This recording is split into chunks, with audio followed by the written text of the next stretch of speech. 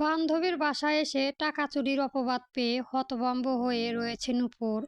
থমথমে মুখে দাঁড়িয়ে আছে নূপুরের বান্ধবী সাজিওয়া সাজিওয়ার সাজিয়ার মা সালমা বেগম মুখ কেমন করে বলবে, শুনছিলাম বাড়িতে নাকি বাবা মা নাই, মামার বাসায় থাকো। আর মামাও তো দিন আনে দিনের খায় অবস্থায়, সেজন্যই এমন স্বভাব। অভাবে নাকি স্বভাবও নষ্ট।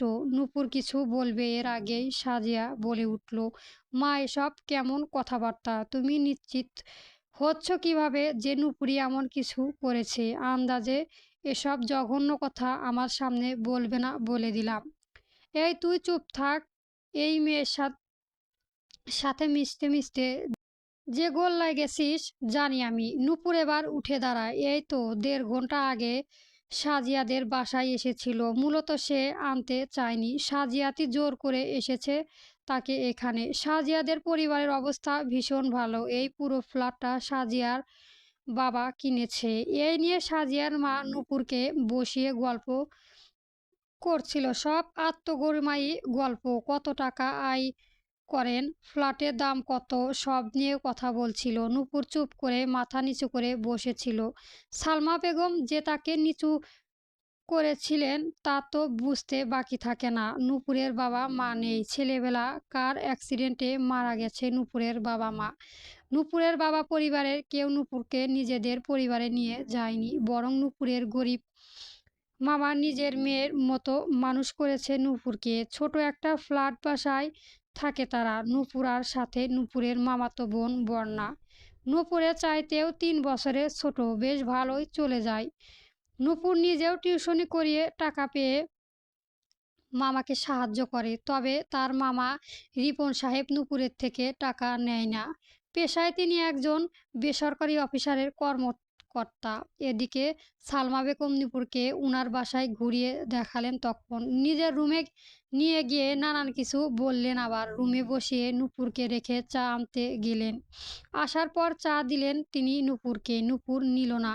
সাজিয়া তখন গোসলে ছিল। এর মাঝেই সালমা বেগম বালিশের নিচে কিছু টাকা খুঁজতে লাগলেন। নূপুর কিছুটা অবাক হয়। বেশ কিছুক্ষণ খোঁজাখুঁজির পর যখন পেলেন না, তখন নূপুরের দিকে কেমন করে যেন তাকালেন।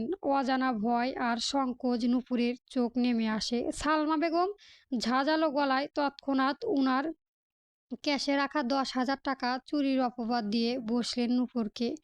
এমনকি পাশের ফ্ল্যাটের এক মহিলাকেও ডেকে এনে নানান কিছু বলতে লাগলেন। নূপুর বারবার বলল সে এমন কিছুই করেনি। তবে সালমা বেগম মানলেন না, যা নয় তাই বলে গেলেন অনর্গল। সাজিয়া যখন এলো, এর অবস্থা দেখে সে নিজেই হতভম্ব হলো। এখন নূপুর উঠে দাঁড়াতে সালমা বেগম তেড়ে এলো, বললে, এই পালানোর চেষ্টা করবে না, আমার টাকা বের করো। তোমাদের মতো মেয়েদের স্বভাব জানা আছে আমার। উনি এক প্রকার ধাক্কা দিয়েই নূপুরকে ঠেলে দিলেন। সাজিয়া এসে মাকে সরালো, রাগী স্বরে বলল, এসব তামাশা যদি দেখাবে তাহলে আমি কখনোই নূপুরকে আসতে বলতাম না। সাজিয়াকে ঠেলে দিলেন সালমা বেগম, তুই চুপ থাক, এইসব মেয়েদের সাথে বন্ধুত্ব করিস কেন? দেখ, আমার ১০,০০০ টাকা চুরি করেছে মেয়েটা, চোর একটা। তুই আর কি বুঝবি, টাকা তো কামাস না। নূপুর বলে উঠল, দেখুন আন্টি, মুখ সামনে কথা বলবেন। অনেকক্ষণ ধরে যা তা বলে যাচ্ছেন। আপনার কাছে কি কোনো প্রমাণ আছে? এই তুমি চুপ করো। চেয়ারের চোরের মায়ের বড় গলা। চোর কি কখনো স্বীকার করবে যে আমি চুরি করেছি? পাশের ফ্ল্যাটের মহিলাটাও বললেন, চেহারা সুরত তো সুন্দর, দেখতেও তো মনেই হবে না এই মেয়ে এমন কাজ করতে পারবে। নূপুর বেশ রেগে গেল।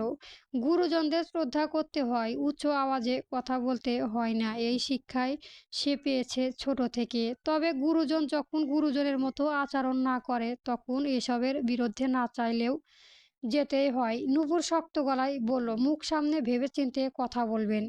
আর কিছু বলতে যাবেন, এর মাঝে সালমা বেগম নূপুরের চুলের মুঠি ধরে বসল, চেঁচিয়ে বলল, চোর, আমার ১০,০০০ টাকা এখনই বের করবি। সাজিয়া চেঁচিয়ে উঠল, মৃদু আর্তনাদ করে উঠল নূপুরও। সাজিয়া মাকে ছাড়তে লাগলো তখনই। পরবর্তী গল্প পেতে আমার চ্যানেলটা সাবস্ক্রাইব করবেন। ধন্যবাদ। গল্প তুমি যাকে ভালোবাসো চলবে।